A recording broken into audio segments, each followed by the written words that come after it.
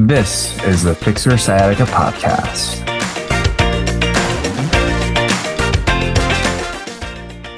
Aging is a normal process of life, and a lot of the clients that I work with think about how aging actually can play and have a role in the injuries that they incur. And the way I see it is that aging is just a normal process. The injuries that come about is also kind of a normal process of our life, but there should be different approaches we take with every decade in life in regards to our injury and recovery management, as well as our exercise. And today's guest is a very special guest I've been following for the past couple of months and been a huge fan of her content, is Deborah Moore of Stronger Movement. And she was kind enough to be a guest and share her knowledge about what it's like in regards to training and injury and recovery as we age. So Deborah, thank you so much for being on today's episode.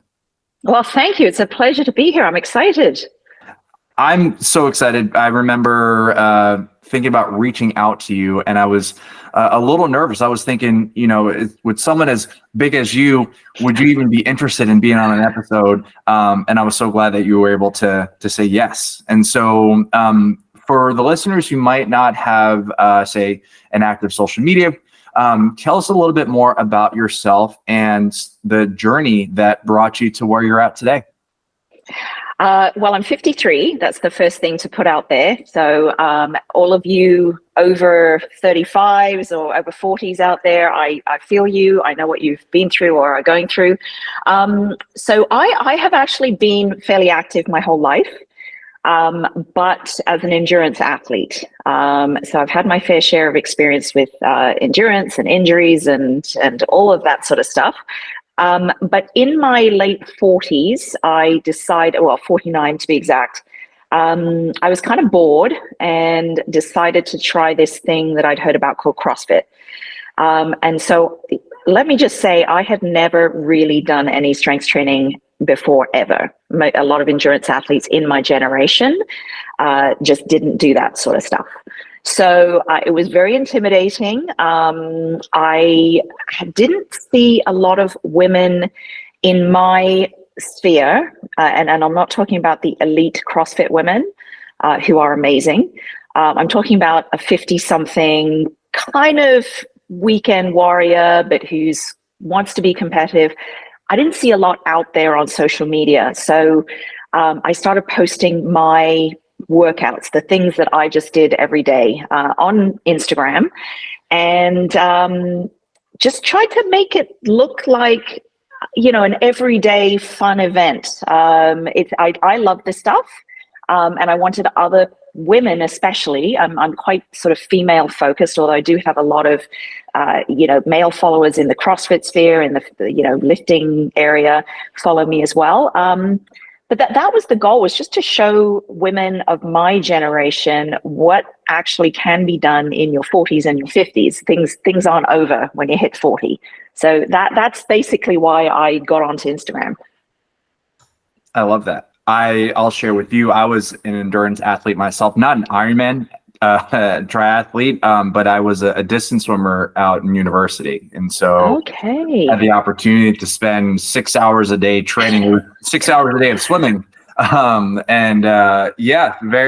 path to CrossFit was very similar to yours, just at a different stage in my life where I was like, okay, I've done so much endurance stuff, but now let me transition into the more higher intensity weightlifting aspect. And, you throw me in a pool, I can swim for 2 to 3 hours. No problem. Well, that was back in the day. Now I can't even mentally handle it, but I do really appreciate, all the work that it takes to do Ironmans and all those endurance runs. I think one of the things that really stuck out in your story is this concept of making it fun, like a fun daily event. Right. And I think that for myself, once I retired from competitive athletics, I knew that I needed to exercise, but it went from I had to train to compete.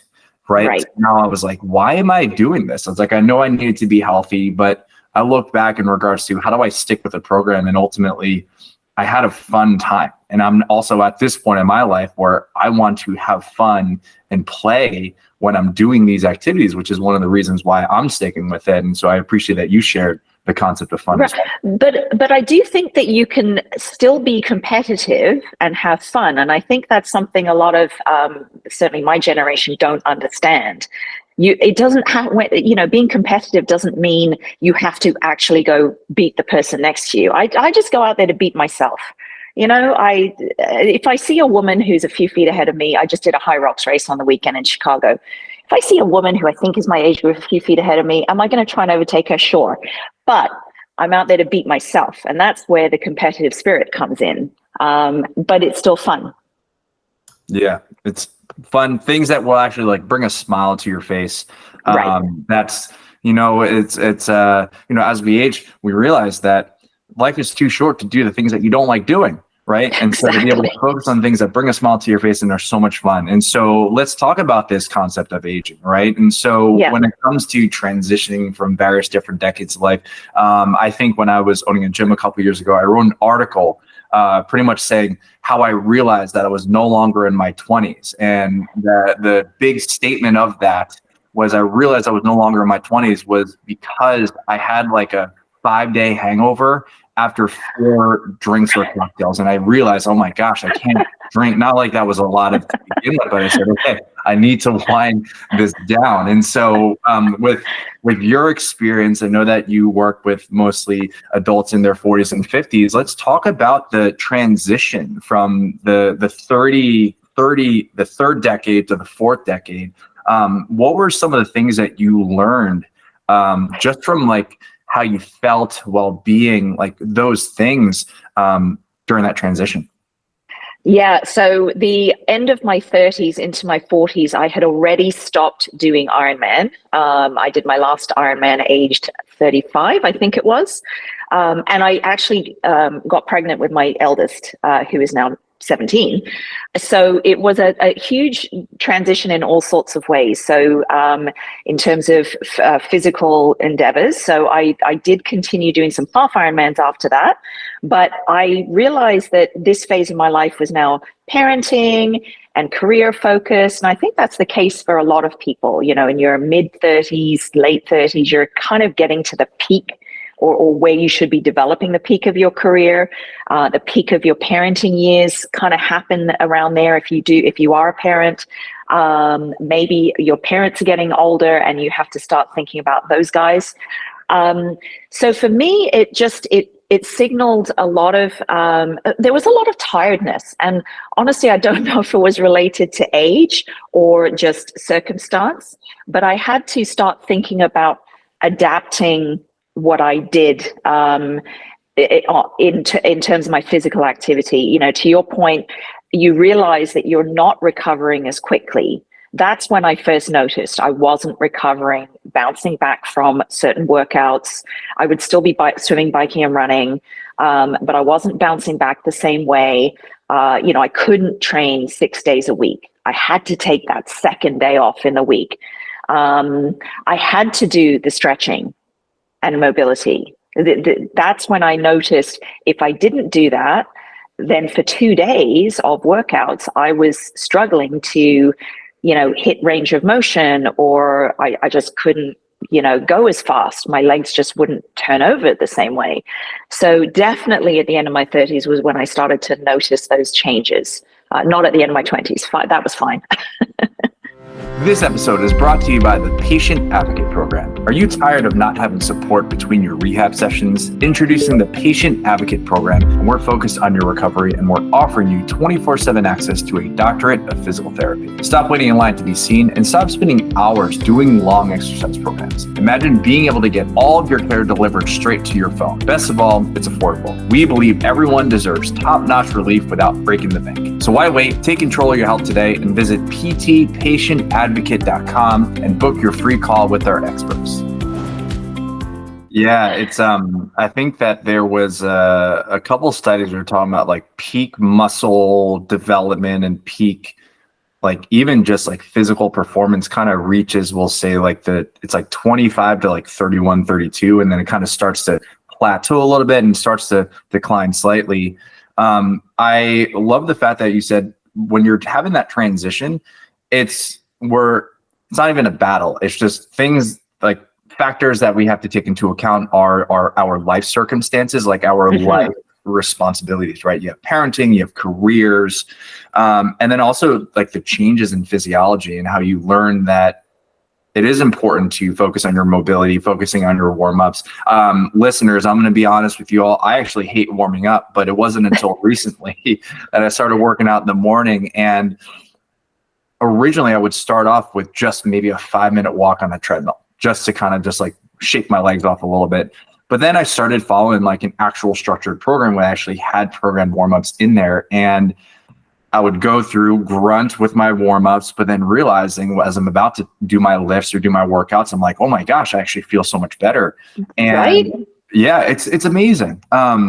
And I remember back in my 20s, like when I did CrossFit, I was coaching at the time, so I was like on my feet the whole time, so I didn't need to mobilize as much. But I remember in my 20s, it would be like, okay, we're going to be doing heavy deadlifts. It's like, great, I'm going to do 3 more sets. I'm going to hit my heavy set. Now I'm thinking, all right, let me go ahead and spend the next 45 minutes working up just to my working sets, right? And then, but I have to say that not only did my numbers continue to climb, but I also just felt a lot better post-workout as well. Right. And you still got there. You still got to the working sets, right? It does take a bit longer. And I think, everybody, I don't know a single person who loves mobility other than people who do yoga. So you just have to do it.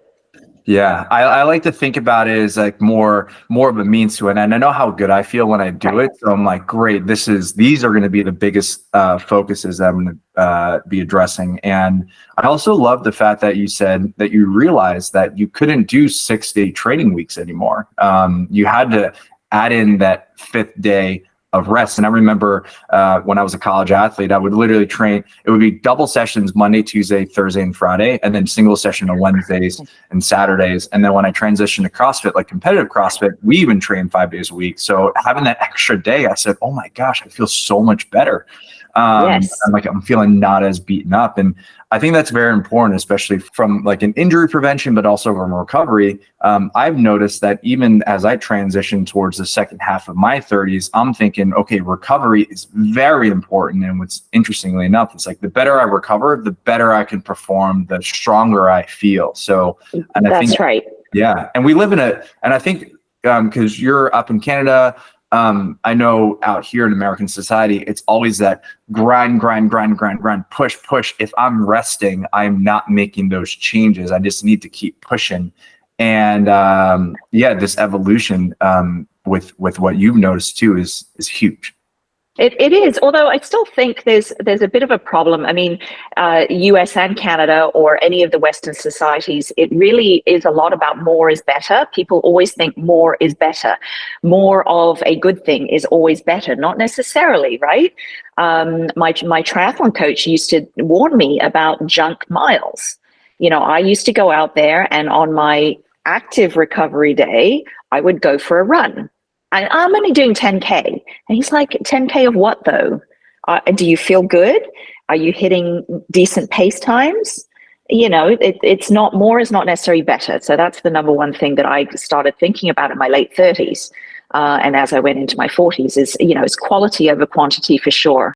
That makes perfect sense. And so, you learned a lot during that transition. Out of those lessons and what you experienced, like what was I think this is a really interesting question, but like what surprised you the most during that transition?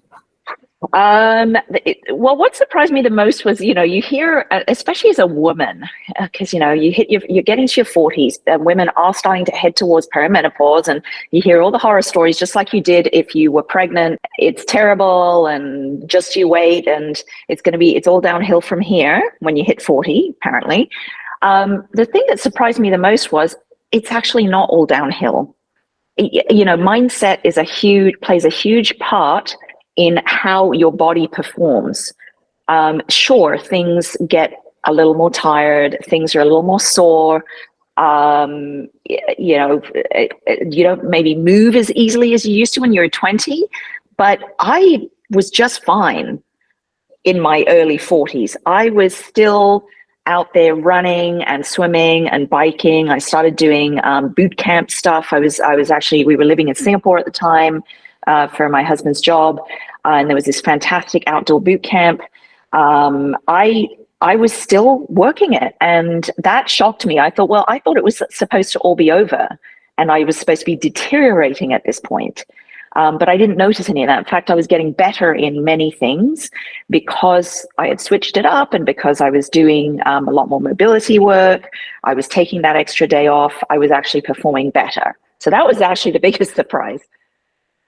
I love that. Yeah. I think like with the evolution of social media, the advancements that the world has come across in regards to understanding the concept of wellness, how that actually improves. Because I mean, I think about, we'll say even 50 years ago, like the level of, say, athletics or like physical activities that were accessible to people, it was a fraction 50 years ago compared to what it was today. And even like to say, even from a supplemental standpoint as well, there's so, and then that, and also just the knowledge about the different foods that we put in our bodies. Right. It's really, we have a lot of really great information that allows us and empowers us to actually, in a way, age gracefully and ensure that it isn't all downhill. So I really appreciate that in itself. It's very, very cool.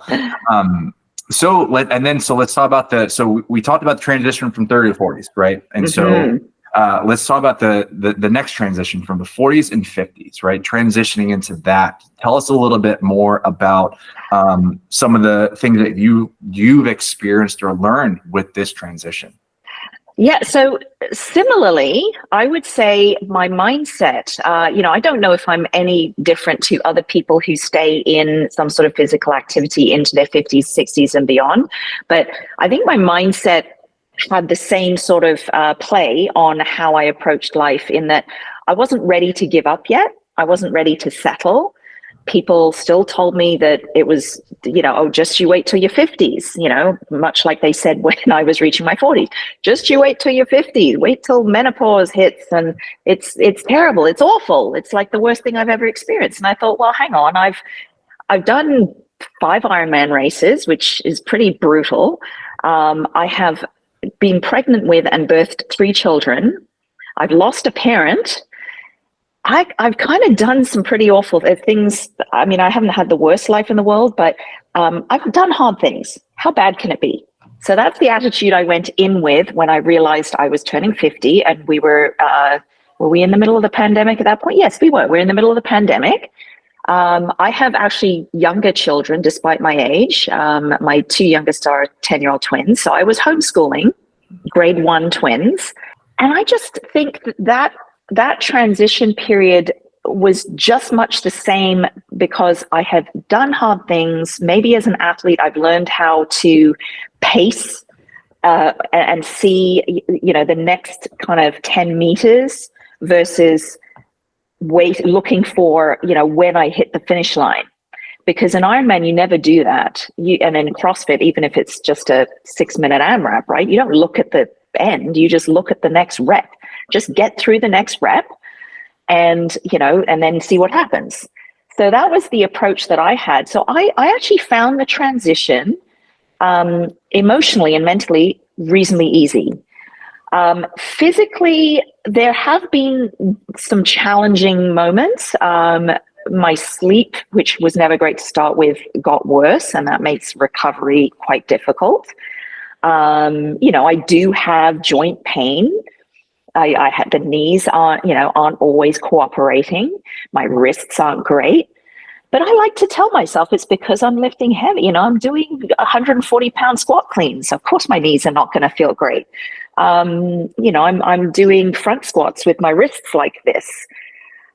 So I just, the way I approached it was much like I approach most challenges. What is actually happening? What is the information that I have here?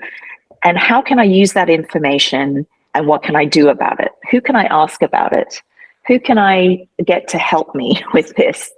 What can I try? I'm my own guinea pig. I try different things out on myself and then recommend them to clients, if I feel that it works.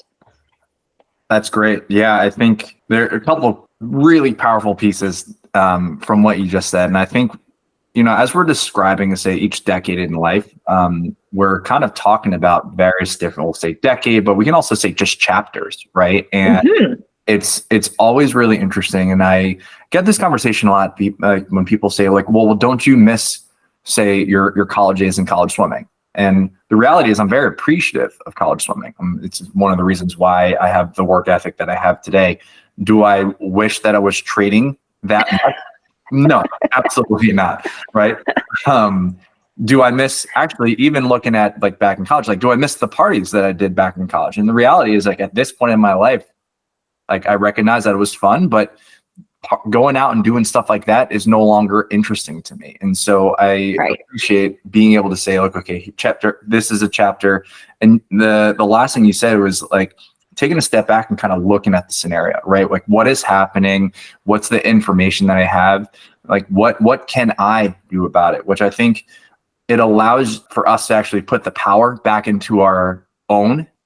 Absolutely. And, I'm just going to throw in a quote from one of my favorite shows, Ted Lasso, which I'm sure everybody kind of knows, but I love it. He said something like, don't be judgmental. I use the word fearful. Don't be fearful. Be curious. It takes away all the power of the problem and puts it back in your court. So that's brilliant. I like what you said.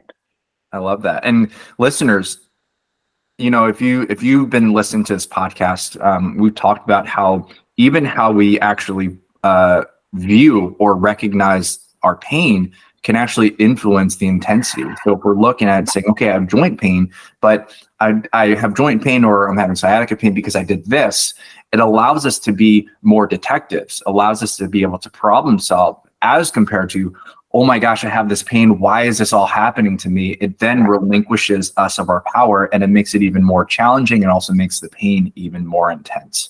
And so, it also makes people feel hopeless. When you take the power away from yourself, you feel hopeless. Oh, it's never going to resolve itself. I mean, sciatica is a serious, that's not a laughing matter.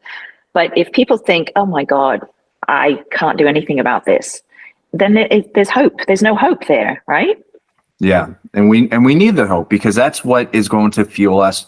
We're going to be encountering hard times throughout our life, but one of the biggest things that gets us through it is the hope of something that will come out positive, or hope that we will be able to get through it. And for the majority of the time, we will.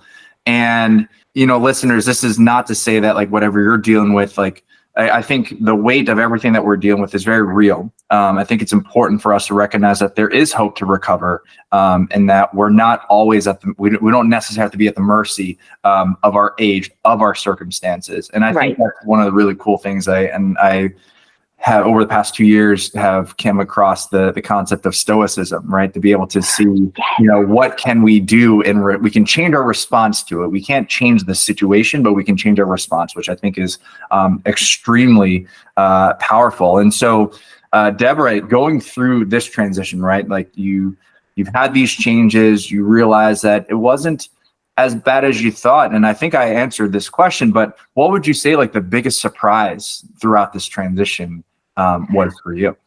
It really was. I keep, even to this day, asking myself, maybe I'm not having the same problems that other 50-year-old women or 53-year-old women are. Maybe this whole menopause journey, because that's actually the majority of my followers are perimenopausal or postmenopausal women, and they're struggling big time with all the things that come along with that: weight gain, mood, brain fog, you name it.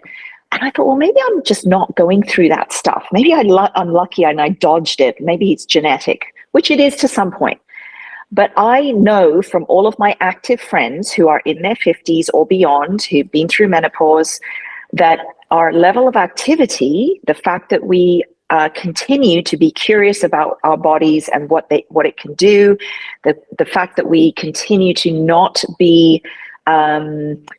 give up when a challenge comes our way, and we sort of dig into it and try and fix it, is part of our improved journey versus other women. So I think the biggest surprise to me is that even though it feels like you don't have control over the process, hormones, You don't have control over the process. You have control over the outcomes to some extent. You cannot control your hormones really unless you start taking HRT. You cannot always prevent injury, but you can manage the injury to then come back from it, or you can manage your nutrition, your other lifestyle habits, cutting back on alcohol. All of that stuff can improve your experience and your outcomes. So that was my biggest surprise, is that how much control I actually have. I never realized that I had that much control over how things ended up in my life. In regards to control, I know that you brought up how you had this process of asking yourself these questions. What's the information? What's happening right now? What can I do about it? Was this process something that you've practiced your entire life, or was it something that you've acquired over the past couple of years? Tell us a little bit more about that. Yeah, definitely not. That was not me. Definitely not in my teens and 20s. I was very much poor me. Why is this happening to me? I'm just going to sit back and I don't know what to do about it. Honestly, I think it was not until my 30s, doing Ironman. I started doing triathlon earlier than that, but it was Ironman, which is a huge mental challenge, as well as physical, that forced me to start thinking this way. When you're out there, for me, my fastest Ironman time is low 11 hours. You're out there for 11 hours. You have a lot of time to think and ruminate on life and the questions of life. And there are challenges being thrown at you almost every step of the way, but especially on that run, the marathon at the end. You just want to lay down and die pretty much the whole 26 miles.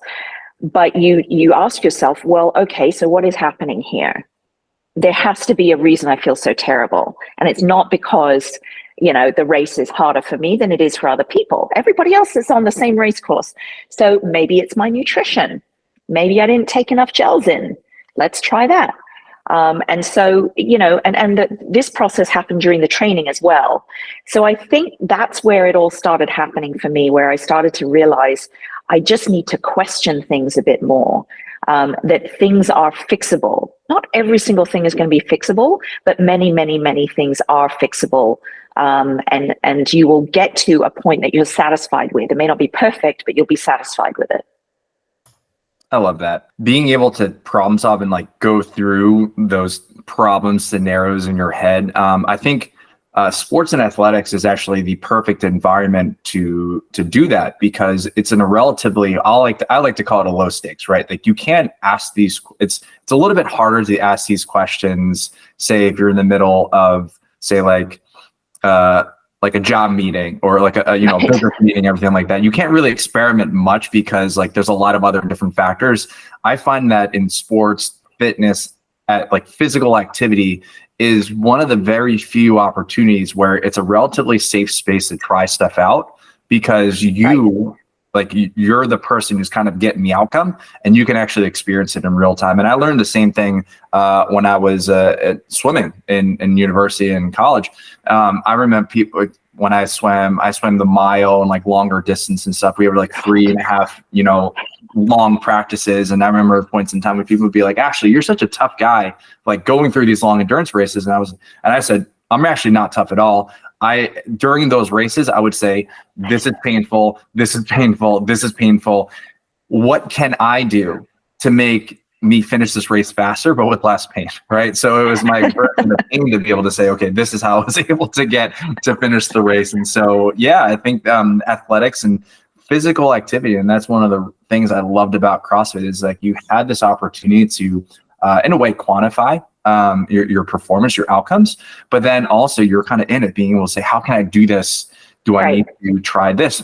And I think that's one of the greatest things about, say, having a coach. When you can absolutely do all this stuff on your own, to be able to have someone there to say, walk you through, say, hey, change this, change that, gives you the opportunity to have that, third party perspective to kind of get you out of the head just for a moment, so you can get something that you might not have necessarily noticed when you're in the thick of it, trying things out. So, absolutely. Yeah.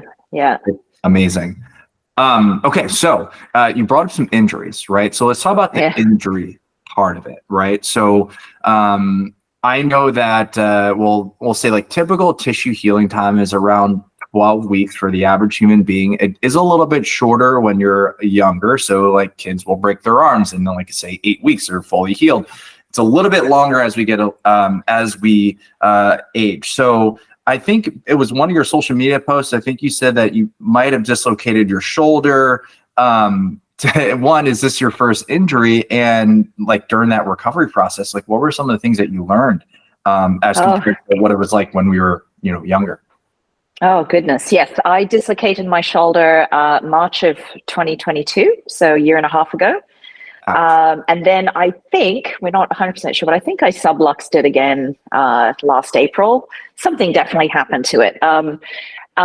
No surgery was recommended on consultation, but I started working with my one-to-one CrossFit coach, who is a physio, by the way, shortly after dislocating my shoulder, because I knew that I needed that as somebody in their 50s, somebody who actually doesn't know very much about physiotherapy and athletic therapy. So our focus has been on building shoulder stability. And the shoulder, as you know, is a ridiculously, unstable joint. So I learned through that whole process that A, I'm tougher than I thought I was. B, that a serious injury, and this was my first serious injury. The only other serious event I've had is having a C-section for my twins. So, serious injury can be overcome. It is not the end of everything that you have been doing. Having said that, the third thing I learned is to be adaptable. I still struggle a bit with overhead work, especially in any sort of wide grip, snatch grip. A lot of it's mental, according to my coach. The fear of dislocation, again, is very real. But those are the three main things that I've learned. You have to learn to be adaptable. And I think that's what helps keep people moving forward. If you are older and your knees hurt or your back hurts, a lot of people just kind of go, well, I can't do that.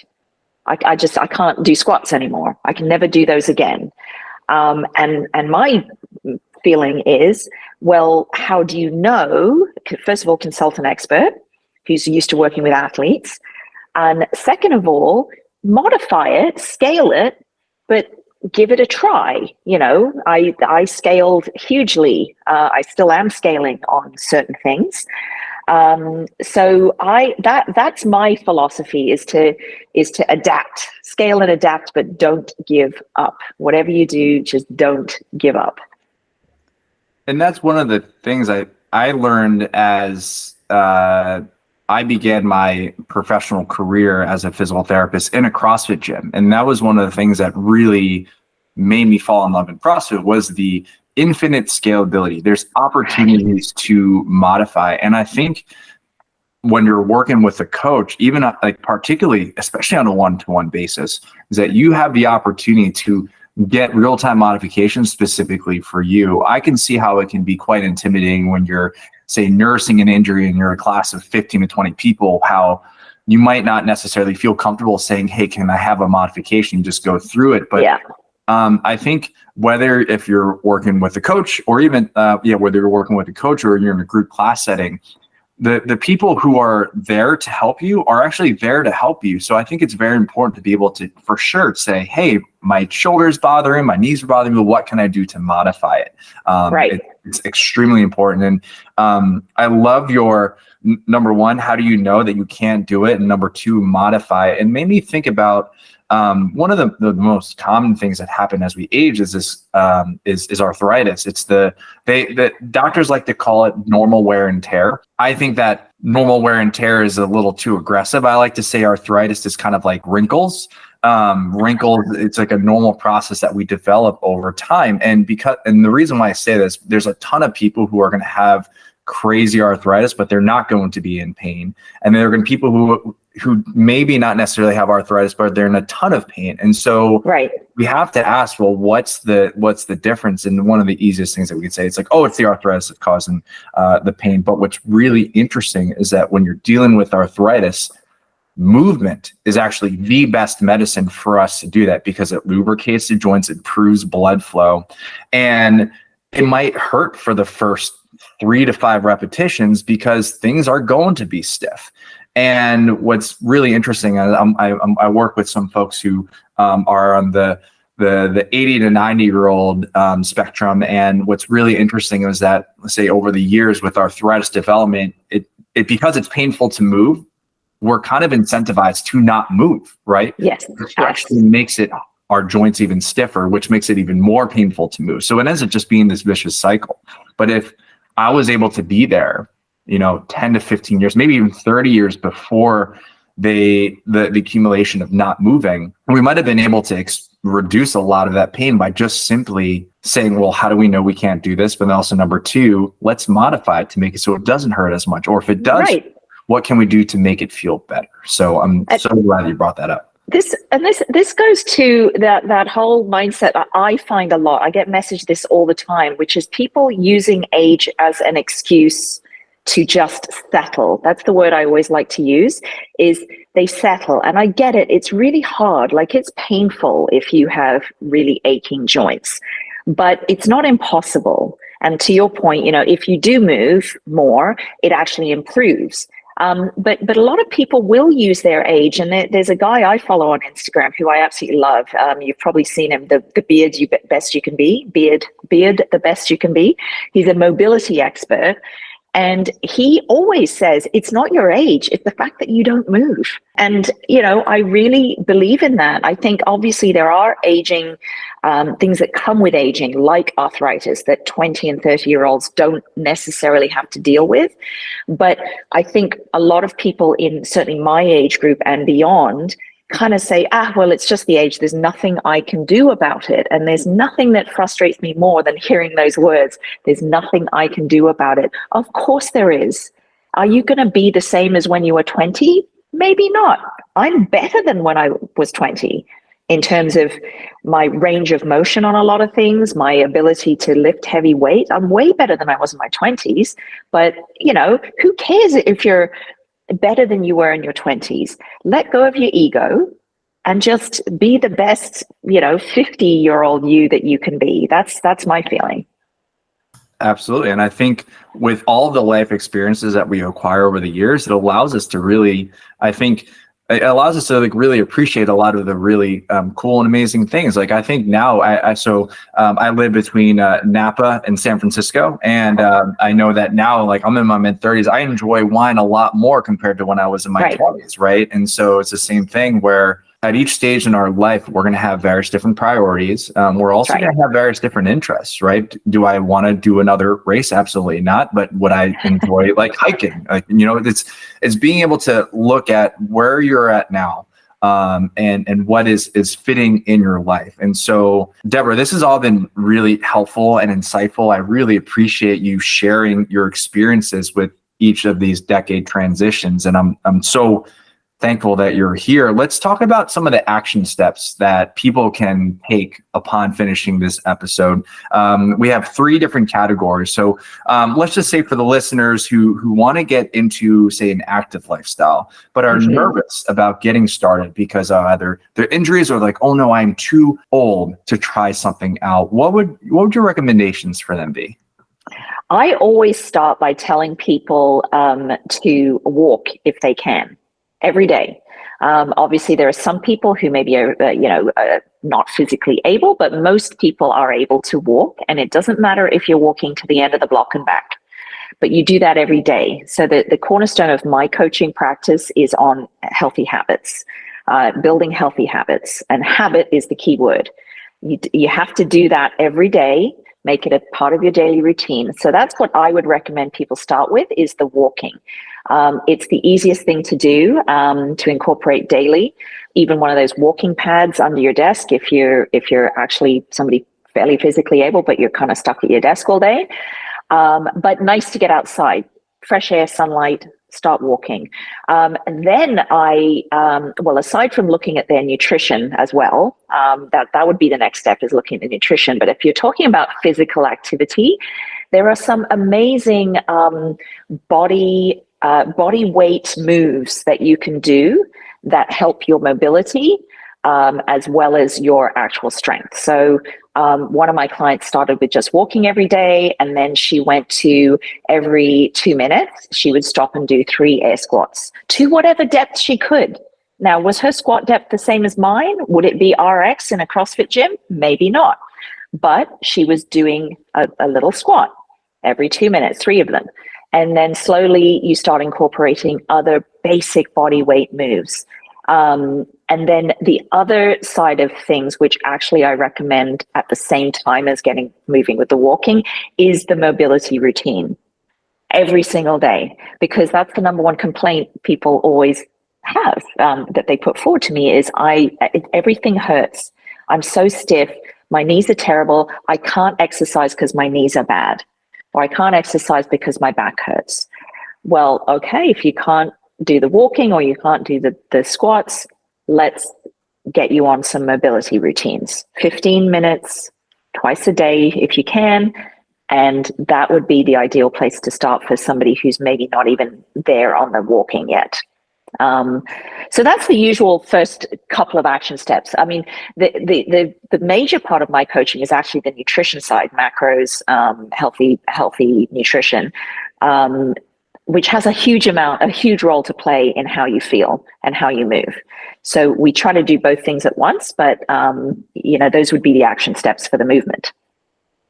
It's huge. Small action steps that we can follow on a daily basis. I think people get overwhelmed with all the things that they can do to make themselves better. And so to be able to, small things that are very doable. And I love that you said, every 2 minutes, do 3 squats, like very digestible, actionable things that people can follow versus like, oh, you got to wake up at 4 a.m. every morning and do this, right. This. That's a challenge. So this is a 2-part question. Well, actually, no, I think this is the second group of people is folks who are dealing with, like, say, nagging aches and pains, and they're still physically active, but then they're like, man, I really need to change stuff up, but I don't know where to start. For those folks who are also physically active, what were your biggest action steps for them be? I can bet you anything, any of these people will not be doing regular mobility. 100% of the time when people message me on Instagram, how do you do it? Oh my God, I'm so sore all the time, or my knees hurt. I say, so what does your mobility routine look like? And there's like crickets, silence at the other end. I'm not doing any. Well, there's your problem. So that's the very first thing. I know I keep going on and on and on about mobility, but it was the single biggest game changer for me as an older athlete, was taking away some of my junk volume and putting that time towards mobility work. The second thing is nailing the fundamentals. I call them the fundamentals, things like sleep, hydration, nutrition. A lot of people will go and throw endless amounts of time and money at supplements and, routines and all this stuff. And they don't address the fundamentals, which is, are you getting outside into the sunlight every day and walking? Are you drinking at the bare minimum, the good old 8 glasses of water a day? It still works. Are you eating lots of good, colorful fruits and veggies, good lean protein, healthy complex carbs? And the answer is almost always, they're not doing any of those things. They have not focused on any of that. They're looking for, what is the supplement that I can take, or the pill that I can take, or what is the quick hack that I can take to make this go away? And there isn't really one that is a sustainable practice. Yeah, that makes perfect sense. And so mobility and fundamentals, listeners, we talk a lot about mobility, taking care of your joints, your tissues, in regards to like how it's actually useful in the human body. So mobility work is kind of like doing the daily maintenance that you need to do, like when you are, say, it's like taking care of your body. I like to use our bodies, I like to look at our bodies like cars. It's like changing your oil, making sure that you're buckling your seatbelt and making sure you're turning your lights on. Like, those are the things that you need to make sure that things are running well. And then the fundamentals, you can have a car that's running really well. The engines are doing really great. But if you're driving that car like a jerk, you're driving into the wall, driving on the dividers, driving into the sidewalks, your car is going to get beaten up. So the fundamentals is going to be making sure that you're driving within the lines of the road, and your super fancy expensive supplements are they're going to be like bumper stickers or like new coats of paint on your car. So we need to make sure not only we're maintaining our car, but we also need to make sure that we're driving it responsibly. And so those are the big things. Deborah, this has been so helpful. I'm thinking that I'm actually confident, very, very confident that the listeners are going to find a ton of value in today. And so I know that you have a coaching practice, you have a huge social media presence. For people to get in touch with you because they found a ton of value and they want to speak more and say thank you for everything that you've done, also even want to work with you, what's the best way to get in touch? Honestly, probably via Instagram. If you have social media, Stronger without the E, STRONGR_movement. There are DMs there. There's also, though, my Stan Store links, which do link to my website. So if you don't have social media, you can find me at Stronger, STRONGR.ca, CA for Canada. So you can email me on that. Beautiful. And listeners, if you didn't get a chance to write that down, I'm actually going to put all the links in the show notes so you can reach out to Deborah. Deborah, thank you so much for your time today. Thank you so much, Ashley. That was super fun. Thank you so much for tuning in. We hope you got some help from today's podcast. And for more info, check us out at ifixyoursciatica.com. Have a fantastic and pain-free day. No patient-therapist relationship is formed by listening to this podcast. We are not providing medical advice, and all information should be confirmed by a medical provider.